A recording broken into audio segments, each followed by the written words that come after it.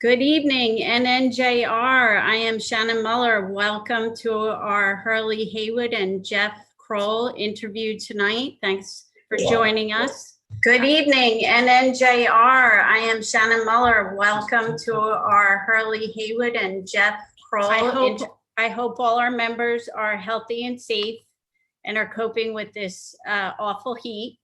Tonight, I'm proud to present Hurley Haywood and Jeff Krol. Hurley holds a special place in mine and Matt's heart. In 2010, we were fortunate enough to attend the Porsche driving experience down at Barber Motorsport Park for 2 days. It changed our life. We came home, signed up for DE, and we've been all in ever since. So I have Hurley to thank for that. And I'm now going to turn it over to Jeff so we can get this started. But Hurley, thank you for joining us. And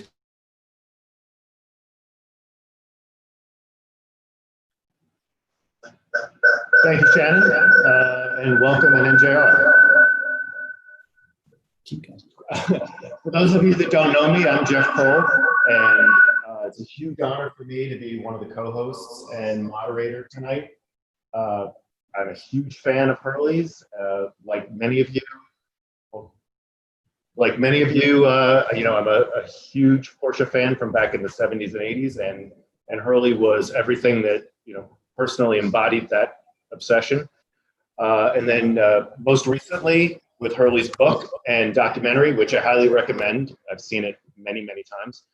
I've developed a huge respect for Hurley's social contributions, even outside of motorsports. So with that, a quick aside, the picture behind me is a picture I took down at Daytona last year. A bunch of us went down to cheer on Tim Pappas, one of our NNJR alum, in Black Swan Racing at Daytona at the 24-hour. And as I'm walking through the paddock, I saw this car, Hurley's RSR. I'm sure he'll correct me because I don't think it actually was an RSR, but that him and Peter drove. They won the 73 Daytona 24-hour. So with that, I will stop gushing and shut up and turn it over to Hurley. Again, your questions are going to stream to Shannon and I on the YouTube channel, and we will relay them on to Hurley. So with that, again, thank you and welcome, Hurley. Well, thank you for having me. It's always my pleasure to talk to enthusiastic Porsche owners, and Northern New Jersey has always been a very good group of people to talk to. Just to clarify, so we all are on the same page, the car behind you is technically an RS. The Porsche factory gave Peter a car and Roger Penske a car in 1973. And the silhouette of the car was an RS, but the underpinning, the suspension, brakes, motors, transmission, mounting points, all that kind of stuff were from an RSR, but they hadn't introduced the RSR yet. So this car was classified as a prototype and it ran as an RS. And then I think the race after Sebring that year, it changed its nomenclature to an RSR. So just to clarify that. Thank you for the correction. I should have known that. All right, the first question we've got in so far is one member wants to know about your favorite track and why. Favorite track is Watkins Glen. And what makes that place special is in 1969 was my first race there. It was a world championship race. And I had just started my racing career on May 4th, which is my birthday, and I turned 21 on May 4th. And there was no way that I was going to have the licensing required to get a bona fide grade A license to race. So Peter said, don't worry about it. We're going to get you an FIA grade B license through NASCAR. Back then it was, you send in your $20 and they would send you a NASCAR license. Once you had the NASCAR license, you could go ahead and apply for an FIA grade B license. And sure enough, I got it and arrived at Watkins Glen with a bona fide FIA license, and they were having a fit. They said, "Who is this guy? He doesn't have any experience." And Peter, Greg, kind of got on the platform and said, "Don't worry about him. He's going to be fine." And the end result was we won our class. We beat all the Corning fiberglass Corvettes, and it was really great. And then I was sitting on cloud nine, and then about 2 months later, I got the notice from the U.S. Army that I was going to Vietnam. So that kind of put the brakes on and came back and started in 71. And that VIR shirt that you've got on was the first race that Peter and I did together after I returned from Vietnam and won that race. That was the first IMSA race of the season, of their introduction with the IMSA into the racing network. All right, questions are rolling in quick here. Having obsessively watched the documentary, I think I know the answer to this one, but somebody who wants to know who your favorite driving partner has been. That one of the guys I really loved driving with was Al Hobart. Al Hobart and myself sort of had the same view of what was needed to win these races. And I loved racing with Al, and I loved racing against Al. Al was one of the few guys you could race wheel to wheel with and not worry about, him putting you in a bad position where you would, have a problem or, crash or drive off the road. So I really loved driving with him. But to be honest, all of the guys that I've driven with Porsche have been exceptional. And what people forget is that to win these big long races, you just don't do it by yourself. It's not just Hurley Haywood behind the wheel. You've got to have, a good group of drivers behind you. And even though I might get the recognition most of the time, it's the guys that I'm driving with that help me get to that position. So, Porsche has a really good method of putting different personalities together so they don't conflict with each other and they don't compete against each other. So it's very important that you have a very secure driving group that are all very comfortable with the position they're in, and they don't try to outdo the other guy and make them look bad. I've been really fortunate in that respect to really drive with great guys. Yeah, that's great. And I would have guessed the wrong answer. Thank you. I'm going to do my best to segue these questions together, but they're coming in quick here. Why Porsche? How did you end up being kind of the face of Porsche for so long?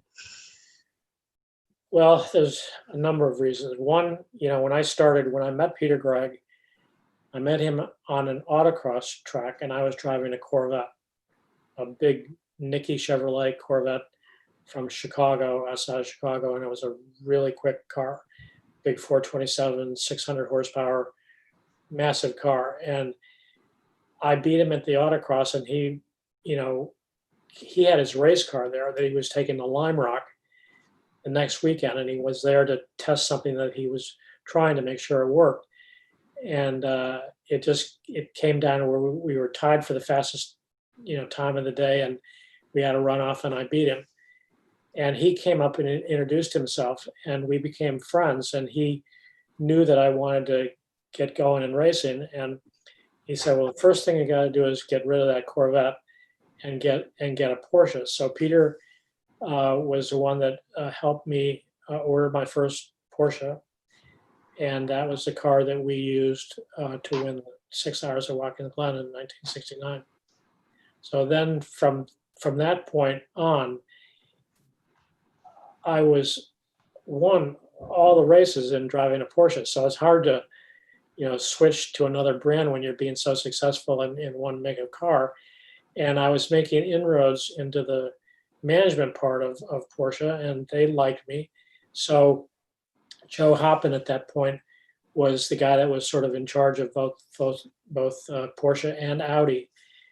And, I got a call the first the event that we did in Daytona in 1973 was a Porsche anointed thing, but they had Penske running one car and Peter running the other car. And Norbert Singer was the mastermind behind that operation. And Norbert liked dealing with me. He liked me personally. And so that kind of opened the door gradually to me move onto the factory level. And then after, I went into the Can-Am, I was third in the Can-Am championship in 1973.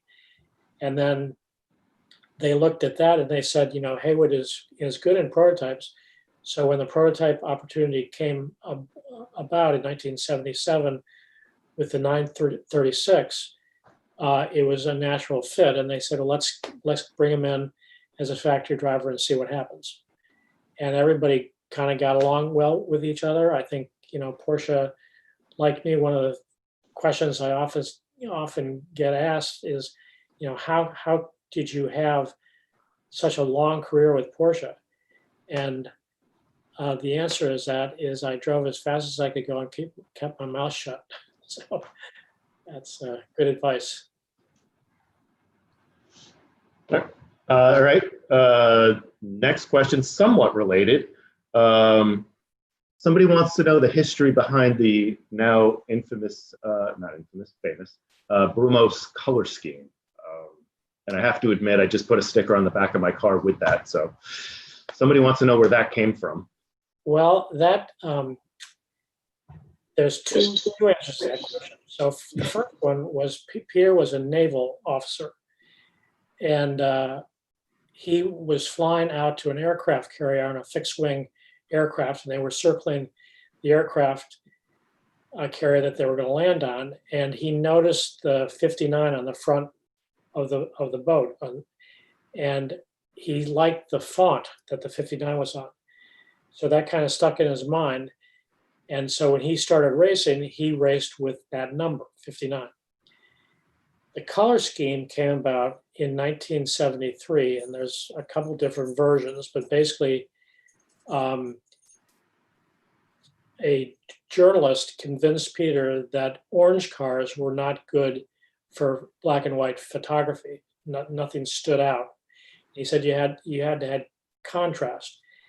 And Peter agreed with that, and we came up with the scheme, the stripes and the colors, and we were an American team, so the red, white, and blue made sense.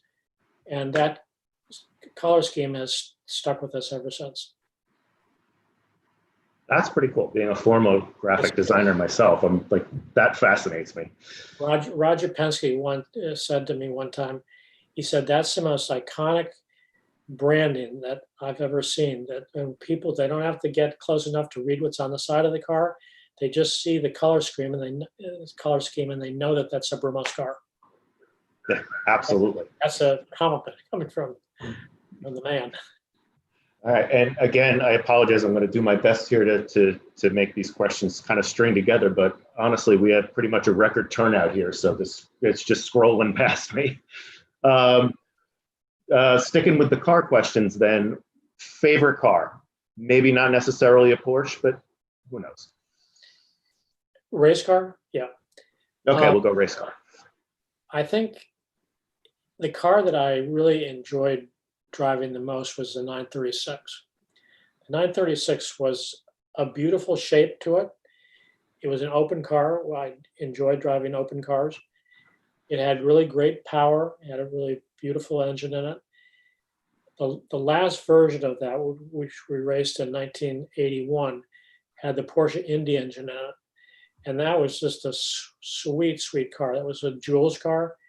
And you can pull that car up and look at it. It was sensational looking, but it was just really a nice balance between what a ground effects car would do or a high downforce car versus what a 911 was like back in the early days, back in the 70s. So you could move the car around, you could slide it through the corner, but it was very secure and very stable at high speeds. Those cars were 220 mile an hour cars, and they were extremely stable at that speed.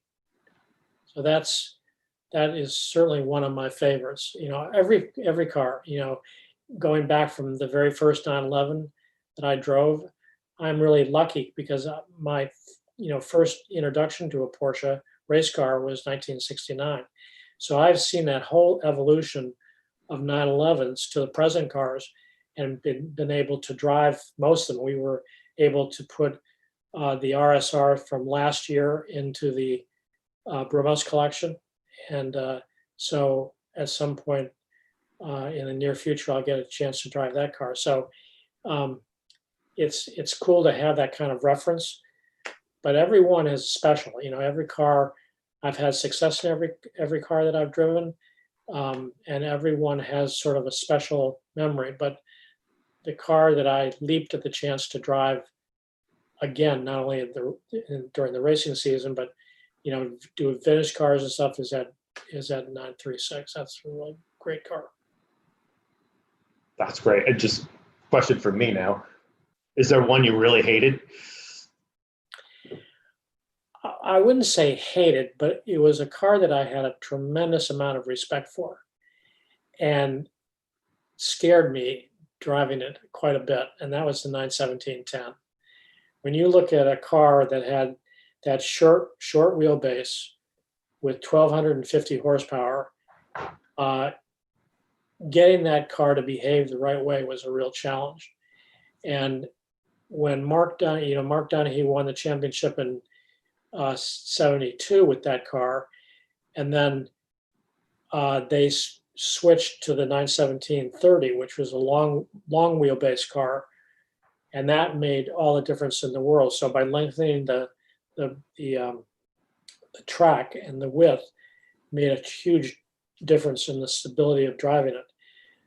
But the short wheelbase car, the 91710, was a challenge to drive. And I made the transition to the 91710 from basically a 911. So I was used to a 300 horsepower car with hardly any downforce going into a car that had 1,250 horsepower with lots of downforce.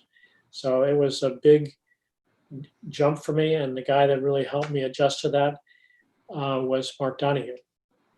He really got my head wrapped around it and told me the right things, and it was successful. In the end, I was third in the championship. Mark won, George Fulmer was second, and I was third.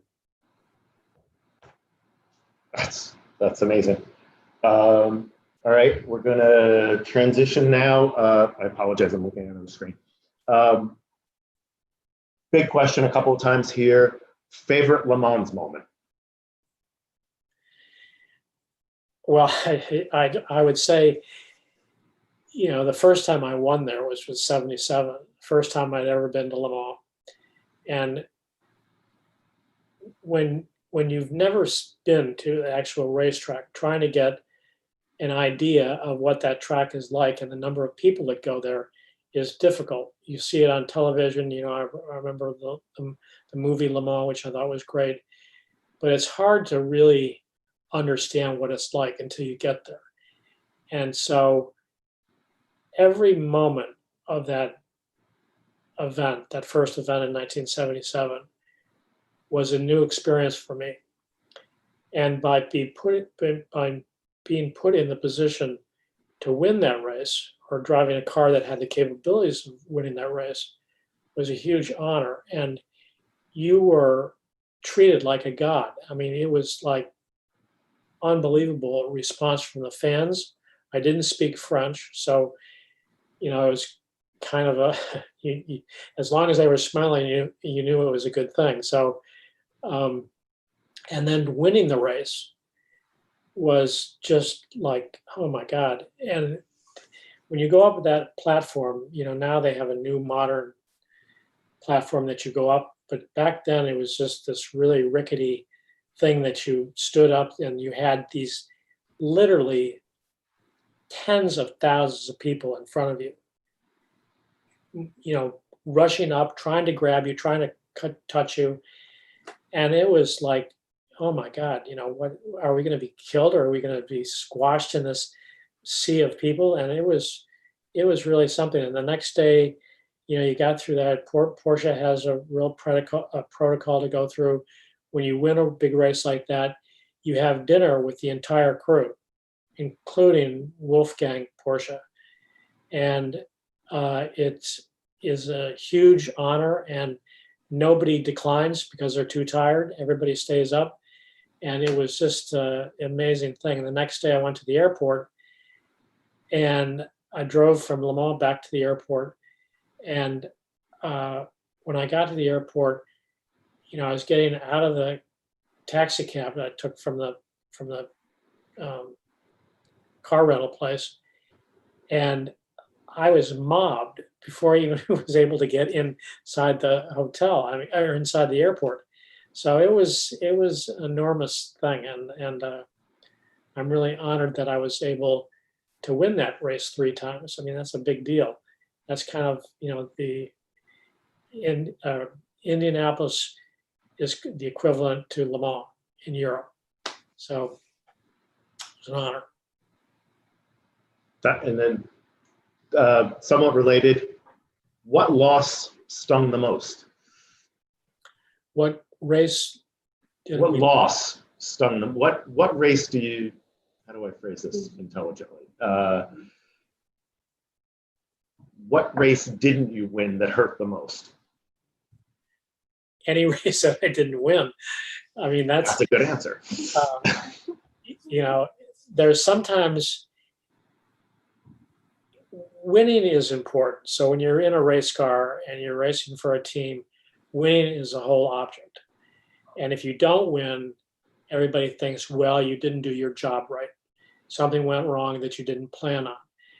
But I've been in lots of races where I have not won the race, not because my performance was good, not because the performance of the team wasn't good. It was just different circumstances which caused us to lose the race. So I could walk away from those races with my head held high, because I believe that we as a team did our job perfectly, and we myself and my driving partners did our job perfectly. If somebody else had a little bit of better luck than we had. Luck is a big thing. Everybody says, luck, you can't rely on luck, but sometimes you're just lucky. You get the call of the yellow flags, or you get, certain circumstances happen.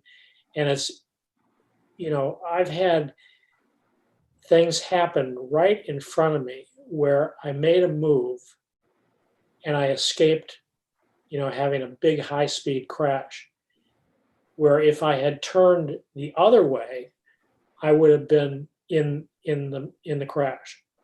So maybe that's instinct. Maybe that's just a sort of an inboard mechanism that shoots off.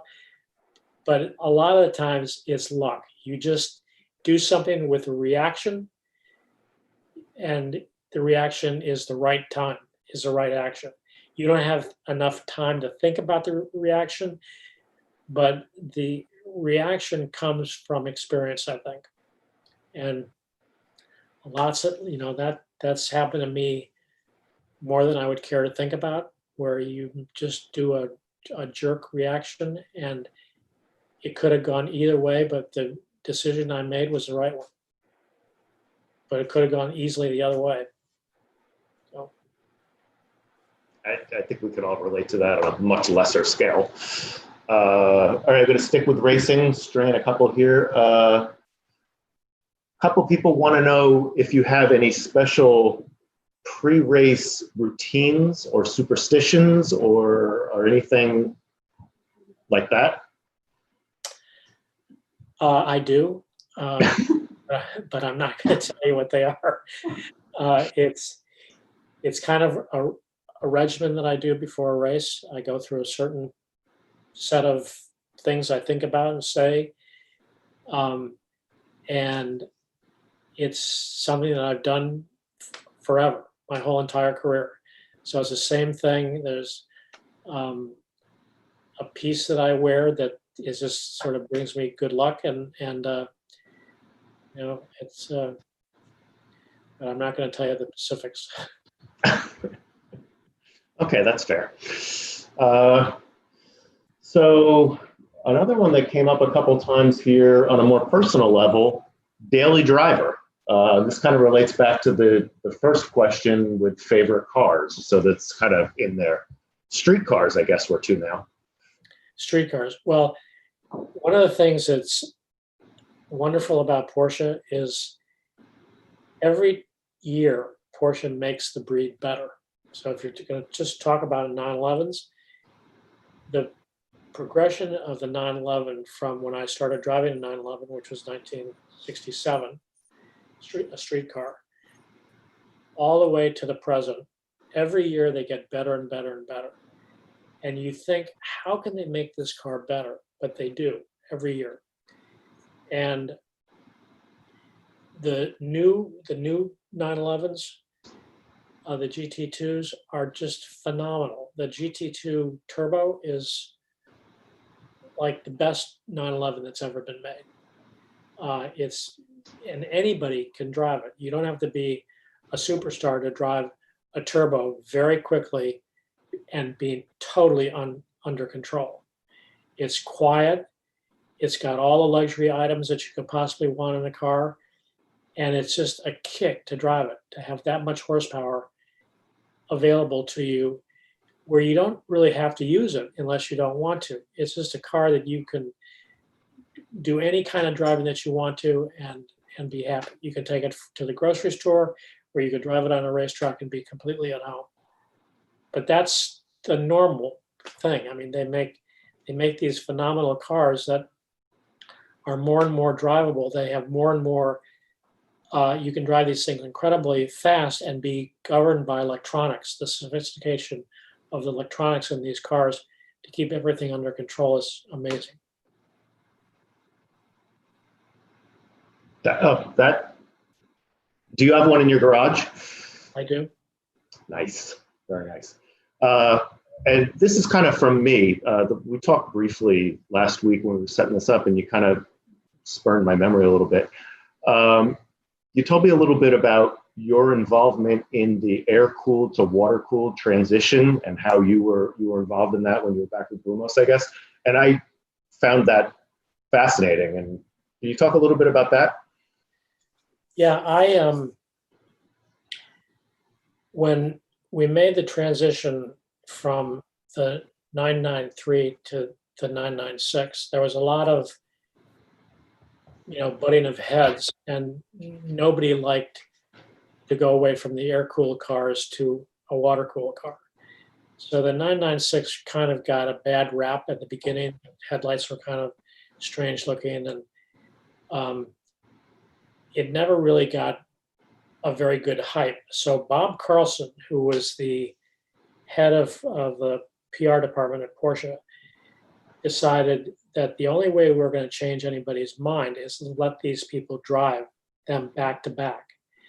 So we took a group over a 2-week period of time, and we let them drive on the track at Portland, Oregon, and in all kinds of different weather conditions, sometimes dry, sometimes wet. And every journalist came away from that experience with their eyes wide open. They said, "Oh my God, this is incredibly different. This is great. It's easy. It's wonderful." So they got over that hump. The cars, they sounded good. And once they got over that sort of barrier of the air cool versus the water cool, then they started to change their mind. And when you look at the market now, today, the 996 has got a real bump as far as the popularity of that car goes. So it just, it worked out. It was a perfect scenario. We not only had them on the racetrack, but we gave them the opportunity to drive on the roads up in Oregon, which is great, through the mountains, through snow and rain and beautiful weather. So they got a chance to drive all sorts of different scenarios with these two distinctly different cars. Yeah, you told me that before, and I'm fascinated by that. All right, I'm gonna throw you a topic here that vastly is beyond my motorsports knowledge, so I'll just let you run with it. A couple people are asking what it was like to drive the Can-Am cars. One word, terrified. The 91710 was an absolute monster to drive. Now, if I had come in to the Can-Am in 1973 with a lot of experience driving those kinds of cars, it wouldn't have been so, wide open, eyes terrified every minute. But you got to remember, as I said before, I came from a 300 horsepower 911 with no downforce into a 1200 horsepower prototype against the best drivers in the world. When you are able to win championships driving against the IMSA drivers of that era is a lot different than driving against the likes of world champions and these guys that had immense experience in all kinds of different cars, very powerful cars, very fast cars. So that was a big adjustment. So not only was the car a big adjustment, but driving against the caliber of drivers I was driving against. And Mark Donohue, really got my head wrapped around what to do in those different circumstances. Peter really didn't help too much. He was really terrified of that car. So when he handed me the opportunity to drive that car for him for Brumos, I didn't want to screw up and I didn't want to hurt myself. So you could do that very easily in that car. So I just took step by step, little steps, and I was able by the mid season, I was pretty comfortable with the car, and then everything started to roll from there. So, but that was a real challenge on several different levels to get used to. I can't even imagine. Okay, another question that's been repeated a few times here. You mentioned Watkins Glen as your favorite track. And I'm going to guess I know the answer to this, but what about your favorite international track? Well, I love driving at Le Mans. Le Mans is a real classic place. I like Paul Ricard in France. That's a really great place. We did a lot of testing when I ran for the Audi factory team with the Trans Am and GTO cars. We drove on a little track on the coast called in Misano. That was kind of an interesting track. Hockenheim, of course, is a challenge. Spa really is an enormously fast track. You really got to have your head together driving that place. So those basically are the only tracks that I've really had any experience on. Because most of my racing during that era was done stateside. And then, I would go back and forth from the United States to Europe all the time. And that got to be a real problem. Is there another US track that stands out in your mind as a personal favorite? Well, I love Laguna Seca. It's heartbreaking that they're having so many issues there, but the folks there, Scramp, ran that place from as long as I can remember, from the early 70s. And it was all volunteer guys. And the new owners, they just don't understand how important it is to have that kind of group behind them and know the operation on how to deal with that. And so that's unfortunate. But there's so many. I love Line Rock. I like driving there. Riverside, which was a great track that no longer exists, which is really a shame. When I drive, my parents lived in Palm Springs, so I would drive from LA to Palm Springs to visit them, and I would go past and look down, and now it's just kind of a deserted area, which is just a shame. But that was a classic track. I like the classic racetracks, Mid Ohio,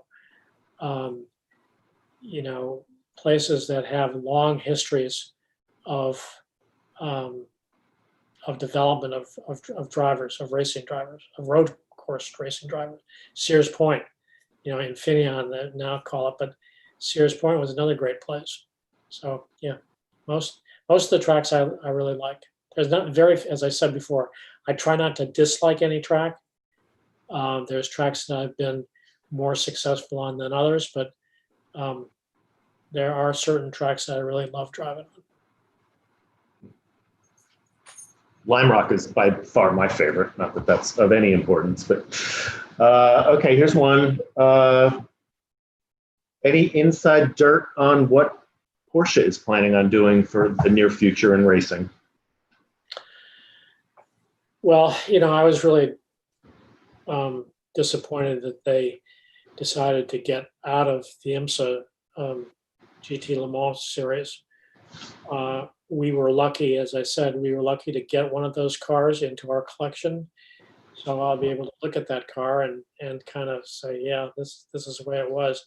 They're going to continue with that same format in the WEC in Europe, but none here in the States. They will concentrate on the GT Daytona. That's becoming pretty successful right now, and a lot of teams are looking at that and switching from their allegiance from either prototype racing going back into GT racing. So, which is what we did. We did that at the end of the season in 2010, and we got out of the prototype and went back to GT cars with the caveat of, we race what we sell. So, but, in my 50 years of being with Porsche, I've stayed with Porsche for 50 years, and I've never been disappointed. I've never said, oh my God, that's really a bad idea. They shouldn't do that.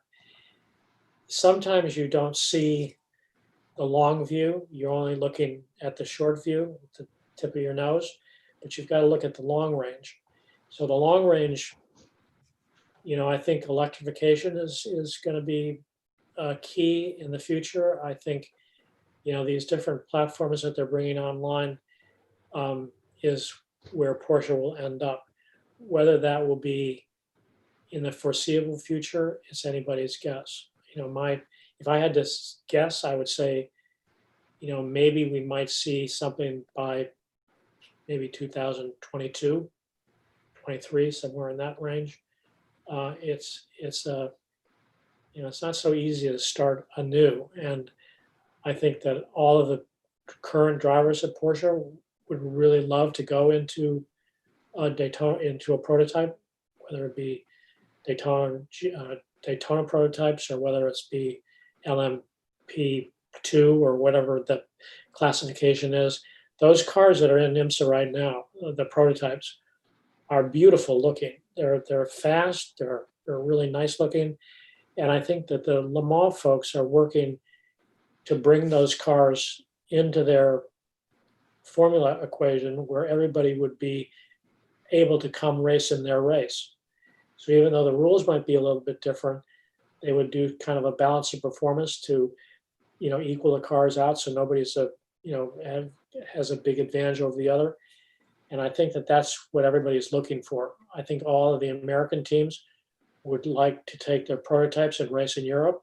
I think vice versa, the European teams would like to come over here and race in our big races, Daytona, Sebring, Watkins Glen, Elkhart Lake, all those kind of places. So they're working diligently every day, trying to get that formula worked out, and we'll see what happens. I'm hopeful that the leadership in IMSA is good right now. I mean, it's really, they got a good handle on what's going on, and I think they'll eventually come up with a good plan.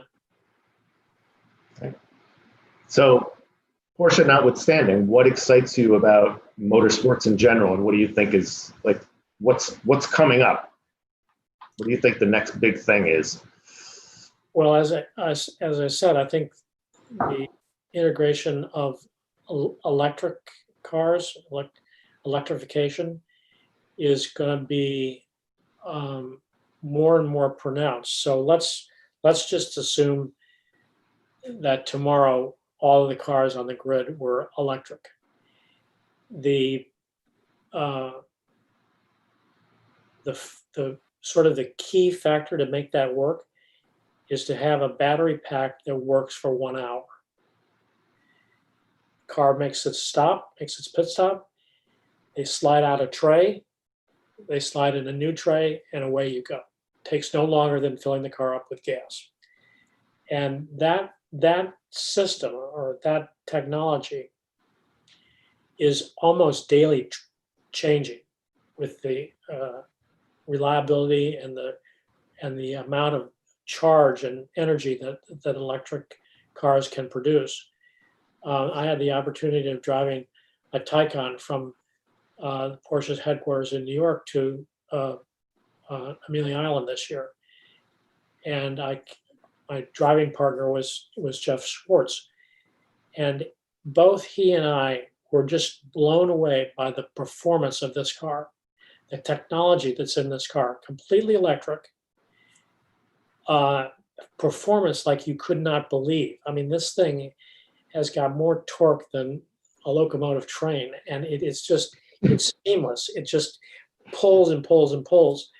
And, you know, that is an amazing thing to have in a car that is basically a luxury sedan, yet has the performance capabilities of a turbo, of a 911 turbo. Is remarkable. So as that technology gets more and more developed, I think our future there is going to be really spectacular. I think you're going to see some really, really cool stuff coming down the line. The size of the batteries are getting smaller and smaller. And so space is not such a consideration. So I think the future is good for that program. And somewhat related, future of racing, challenges for younger people trying to get into racing. It's monumental. I mean, it's really, you know. And sort of a related question, compare it to the challenges you faced.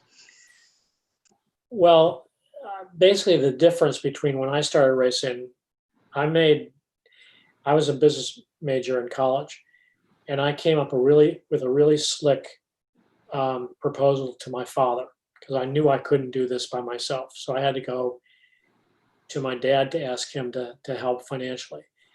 And he was so impressed with the detail of this proposal. There was a payback clause in it, all kinds of really beautiful stuff. And it convinced him, okay, I'm going to give this kid a chance to do it. And he gave me a 2-year window. He said, okay, I'll help you finance it, but I'm going to give you a 2-year window. And after that 2 years is up, you have to go off and do something more responsible. Never imagined in a million years that I would be successful. And after the two years, I was making enough where I was actually being paid by Peter to drive, and the rest is history. Today, and the budget back then was maybe a couple $100,000. Today, that same scale is millions of dollars. You know, $3 million, maybe $3 million. Kids just don't have the resources to get that kind of exposure with that kind of money. So to get the exposure to bring up a young kid, you've got to have the financial resources that give him the ability to get up and get in front of the eyes that are going to be looking at him. And so it's difficult. Riley Dickinson, who was the winner of the Hurley Haywood Scholarship this year, is an exceptional guy. He's 18, I think he's 19 years old. He is as slick and as posed as anybody that had 15 years of exposure, of experience. He knows exactly what he wants. He looks at the data that's coming off the car. He pinpoints exactly where his weak points are, and he solves it. He goes out and solves that problem he's having. The thing about modern racing is every move is analyzed by your team back in the pits. So when you come in and you say, oh, yeah, I didn't miss a shift. Oh, yes, you did right here. This is where you missed the shift. So they have their entire lap on a map, and they're able to see everything that goes on every single lap that they're in the car. And that's a great tool for drivers. So the progression rate of young drivers is really pretty steep. But to get into a car that they can showcase their talent is what we're working on really hard, to make that available with the proper kind of sponsorship that we need to do that. Give them all cars that they're going to be equal in, and hopefully they remain in the Porsche fold after we make that investment. That's great. And we have one member here that wants to thank you for signing the underhood of his car. Very adamantly wants to thank you for that. Okay. And then we have another question here, kind of an abrupt segue. I apologize. The book. How did that come to be? And me personally, going back to the graphic design thing, how did it come to be what it was? I mean, more of almost a piece of art rather than just an autobiography. You're talking about the book? Your book, yes, sorry. The Sean Cridlin, who I've sort of known from afar for a number of years, came to me and he said, I need your help because I want to do a book on Peter Gregg. And I said, anything you need, I'm being more than happy to help. And so as he started to research Peter and started to talking to all the people that he needed to talk to, it really didn't get much traction. And so he came to me and he said, okay, I'm not going anywhere with this book. I think I'm just going to put it on the side for a while. And I looked at him and I said, you never, nobody's ever done a book on me.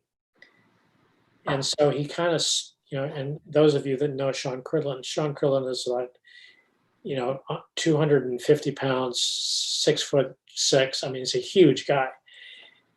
And he almost fell off his chair and he said, you would be willing to do a book? And I said, yeah. The book, I wanted to go from day one, when I was born, all the way to present.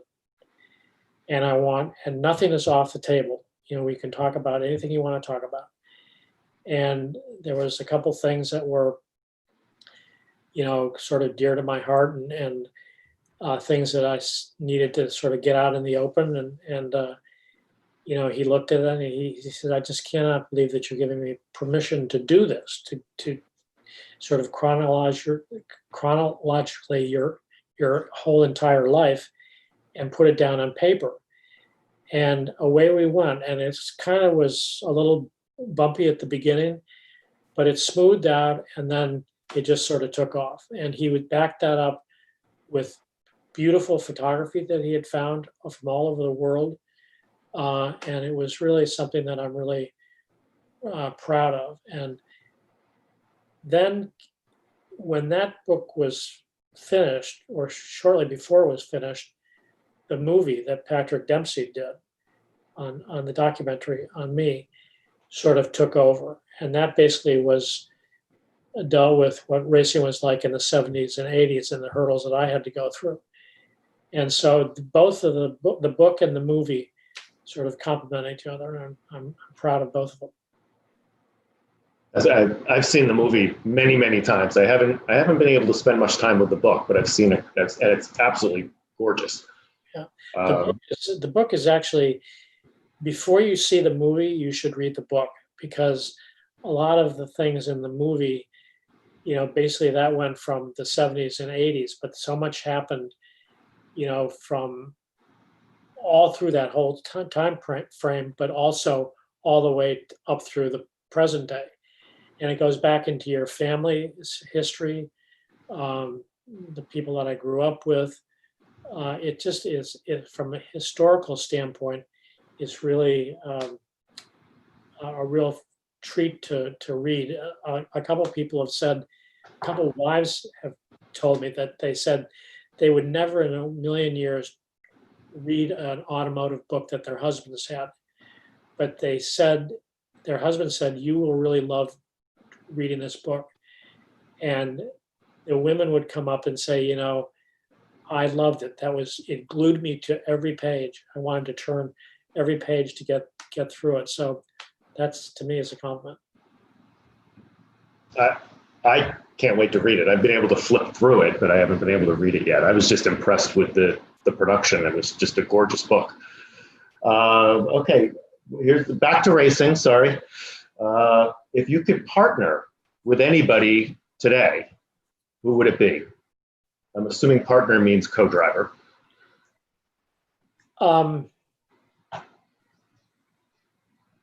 There's so many guys out there that are super good.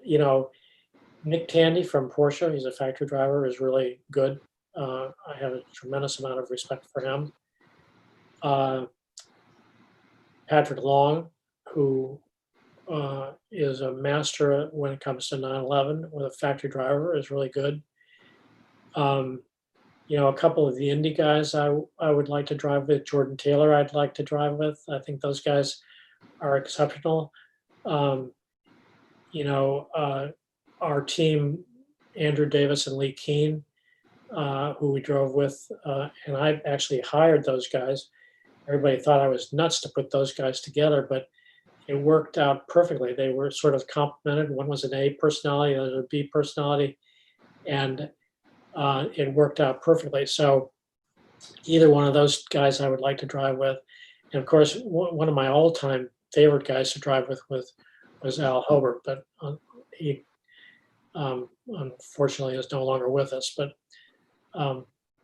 But every driver that I've had the experience of driving with is somebody that I would drive with again. So I really don't have anybody that, there are a few, but I won't mention those, but a very small percentage of the guys that I drove with that I would not drive with again. And I'm lucky to, that's not the way it is most of the time. You get two guys kind of like oil and gasoline, they just don't mix. And I've just been really lucky in my career to always have great teammates to drive with. That's great. Oh, sorry, a little feedback. What about what's going on at the Porsche Experience Center? Is there anything you can share about that? Are they planning to reopen or what? We are open, running full blast with all of the protocols in place. Social distancing. We run all of the programs out of the main building in the pits where the race control and all that kind of stuff is, because the space is much bigger there. So we've moved it from the classroom experience where people would go check in and they had the boutique and the lunches were served there, or breakfast was served there. Now we've moved everything over to the main building, so there's plenty of room to social distancing. We've got everybody wears masks. It works out perfectly. Where the cars are all constantly cleaned. And we have these electronic air stabilizers that kill all this bad stuff. So it's working out well, and everybody sort of has adapted to it. Took a while, but everybody really likes. No negative comments at all. That's great. I didn't know that, and judging from the questions, I don't think a lot of people knew that at all. That's good news. We are operating full blast. All right, where are we here? All right, good. One. Oh, all right. Well, we have a special request from a member here. Can you call somebody at Porsche? They would like more GT2s made. Good luck on that. If they build one GT2 too many, it's not a good thing. So you always want to have, them in great demand. So I think that's why they sort of don't build as many as the market might say, just to keep the exclusivity in that car. GT2 is such a great car. It's a real miracle that they are able to bring a car like that you can, really lay down phenomenal laps on a racetrack with it, and yet be comfortable on the street.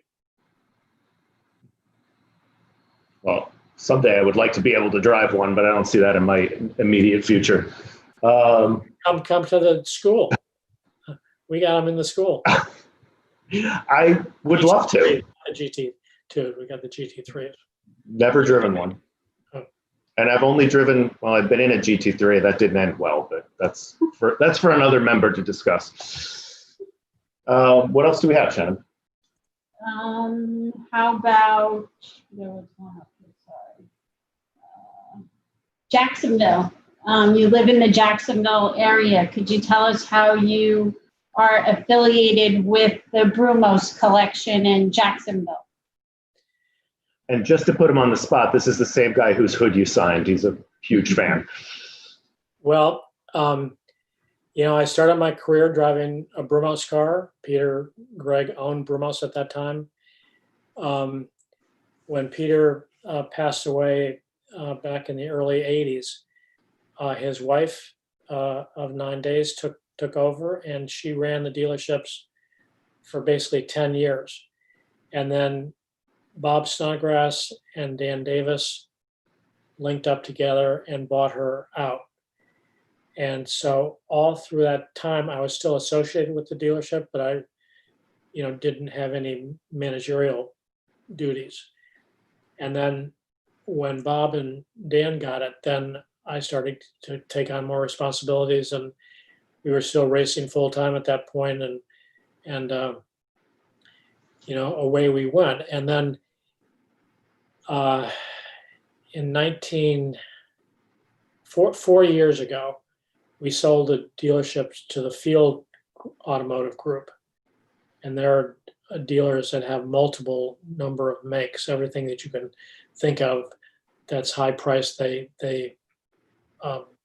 sell and service, and they bought Brumos from us, and they allowed us 3 years to keep the collection of cars that we had, racing cars, at the dealerships. After that time period was over, Dan Davis said, "Okay, we're going to build our own museum to house these cars. It's going to be a spectacular building. It's patterned after the old Ford plant down on the river in Jacksonville." And away we went, and we opened the doors up there at the 24 Hours of Daytona this year, and everybody was just blown away. We have amazing cars. They're sort of separated by kind of a curvy wall. On one side is all the Porsche stuff, all the race cars, and on the other side is other cars. So interesting cars that Dan is interested in. The old early 20 Indy cars of Miller's. He's got all kinds of really neat stuff in there.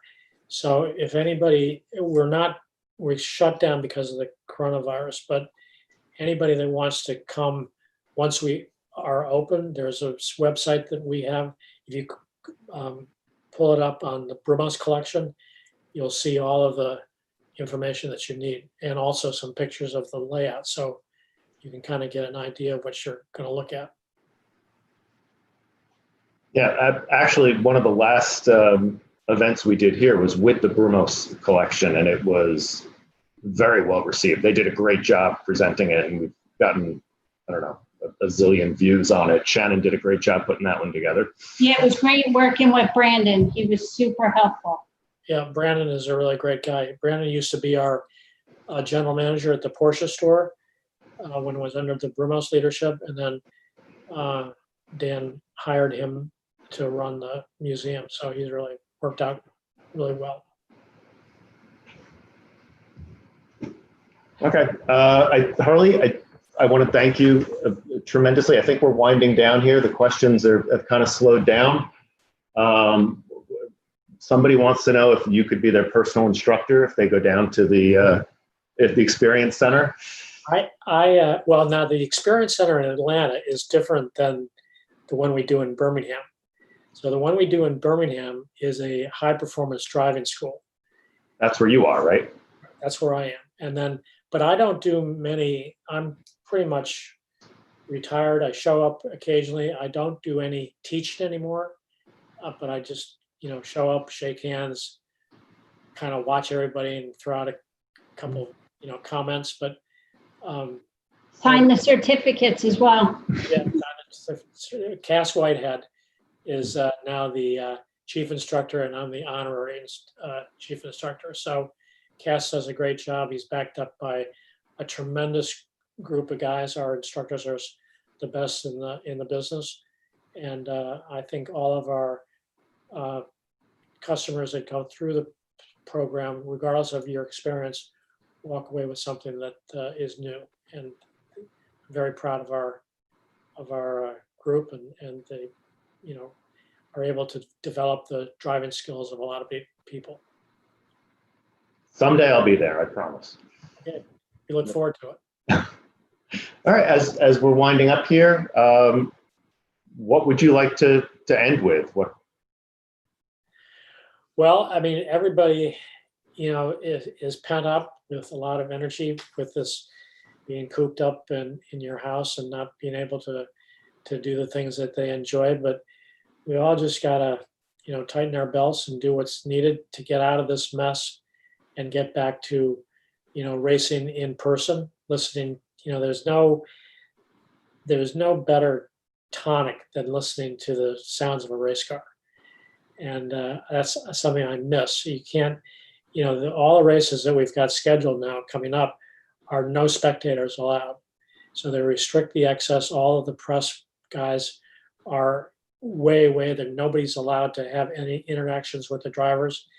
And from a driver's standpoint, that's difficult to sort of wrap your head around because, for so long the fans have been such an integral part of your sort of mindscape and how you dealt with things, and having that sort of interaction taken away has been difficult for a lot of people. So I'm looking forward to getting back to that, but to get there, we all have to do what we need to do to be safe.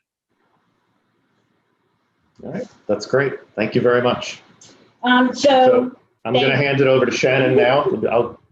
Okay, thanks, Jeff. Well, thank you, Harley. Thank you for your time and all these great stories that you've shared with our viewers. The great thing is, for those who missed it, we'll be able to get this on our YouTube channel probably by tomorrow morning. So for those who are still on, just want to let you know on Tuesday, August 25th, we will have a virtual tour with the Peterson Museum out of Los Angeles. It'll be a pre-taped tour, but we will have someone live hosting that for us. And if you look on our Facebook page, we will post the link to that as well. And again, I'd love to thank Hurley for your time. I appreciate your flexibility in moving us out a week. And thanks for my great friend, Jeff, for keeping me on the right side of things. And I hope to see everybody real soon. Thank you. Okay. Bye, everybody.